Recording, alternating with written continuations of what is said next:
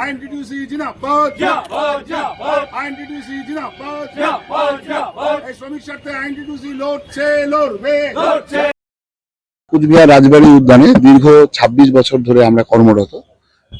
বিগত দিনে আমাদের খুব ন্যূনতম মায়নায় আমরা কাজ করছি, কিন্তু দীর্ঘদিন ধরে কর্তৃপক্ষ আমাদের বেতন বাড়াবেন এইরকম একটা প্রতিশ্রুতি দিয়ে সামান্য বেতন বৃদ্ধি করেছেন, কিন্তু আমাদের যে দাবি ন্যূনতম ১৫,০০০ টাকা বেতন, সেই বেতনটা আমাদের করা হচ্ছে না, যার জন্য আমরা আজকে আন্দোলনে যেতে বাধ্য হচ্ছি।